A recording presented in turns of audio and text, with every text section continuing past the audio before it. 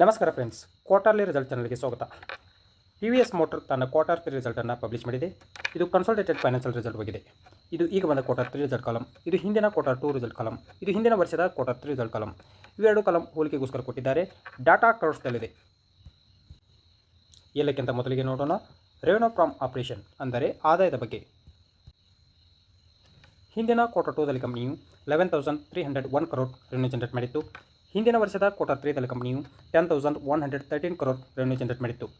ಈಗಿನ ಕ್ವಾರ್ಟರ್ 3ದಲ್ಲಿ ಕಂಪನಿಯು 11,134 crore revenue generate ಮಾಡಿದೆ.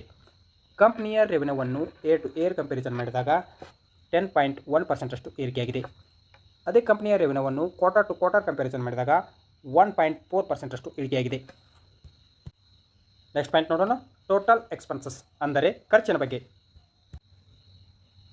ಹಿಂದಿನ ಕ್ವಾರ್ಟರ್ 2ದಲ್ಲಿ ಕಂಪನಿಯು 10,427 crore ಖರ್ಚು ಮಾಡಿತ್ತು. ಹಿಂದಿನ ವರ್ಷದ ಕ್ವಾರ್ಟರ್ 3ದಲ್ಲಿ ಕಂಪನಿಯು 9,362 crore ಖರ್ಚು ಮಾಡಿತ್ತು. ಈಗಿನ ಕ್ವಾರ್ಟರ್ 3ದಲ್ಲಿ ಕಂಪನಿಯು 10,272 crore ಖರ್ಚು ಮಾಡಿದೆ.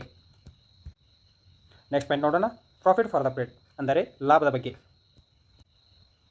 ಹಿಂದಿನ ಕ್ವಾರ್ಟರ್ 2ದಲ್ಲಿ ಕಂಪನಿಯು 588 crore ಪ್ರಾಫಿಟ್ ಮಾಡಿತ್ತು. ಹಿಂದಿನ ವರ್ಷದ ಕ್ವಾರ್ಟರ್ 3ದಲ್ಲಿ ಕಂಪನಿಯು 509 crore ಪ್ರಾಫಿಟ್ ಮಾಡಿತ್ತು. ಈಗಿನ ಕ್ವಾರ್ಟರ್ 3ದಲ್ಲಿ ಕಂಪನಿಯು 609 crore ಪ್ರಾಫಿಟ್ ಮಾಡಿದೆ. ಕಂಪನಿಯ ಪ್ರಾಫಿಟನ್ನು ಏರ್ ಟು ಏರ್ ಕಂಪ್ಯಾರಿಸನ್ ಮಾಡಿದಾಗ 19.6% ಅಷ್ಟು ಏರಿಕೆಯಾಗಿದೆ.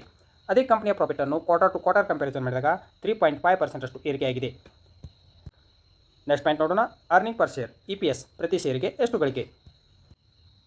ಹಿಂದಿನ ಕ್ವಾರ್ಟರ್ 2ದಲ್ಲಿ ಕಂಪನಿಯು 11 rupees 80 paise. ಹಿಂದಿನ ವರ್ಷದ ಕ್ವಾರ್ಟರ್ 3ದಲ್ಲಿ ಕಂಪನಿಯು 10 rupees 8 paise. ಈಗಿನ ಕ್ವಾರ್ಟರ್ 3ದಲ್ಲಿ ಕಂಪನಿಯು 11 rupees 91 paise.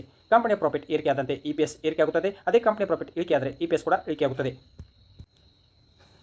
Overall quarter result ಬಗ್ಗೆ ಹೇಳೋದಾದರೆ ಪಾಸಿಟಿವ್ ನಂಬರ್ ಎಂದು ಹೇಳಬಹುದು. ನೋಡೋಣ ಮಾರ್ಕೆಟ್ ಯಾವ ರಿಯಾಕ್ಷನ್ ತೋರಿಸುತ್ತೆ ಅಂತ. ಇನ್ವೆಸ್ಟ್ಮೆಂಟ್ ಮಾಡೋ ಮೊದಲು ನಿಮ್ಮ ಫೈನಾನ್ಷಿಯಲ್ ಅಡ್ವೈಸರ ಸಲಹೆ ಕೇಳಿ ಇನ್ವೆಸ್ಟ್ಮೆಂಟ್ ಮಾಡಿ.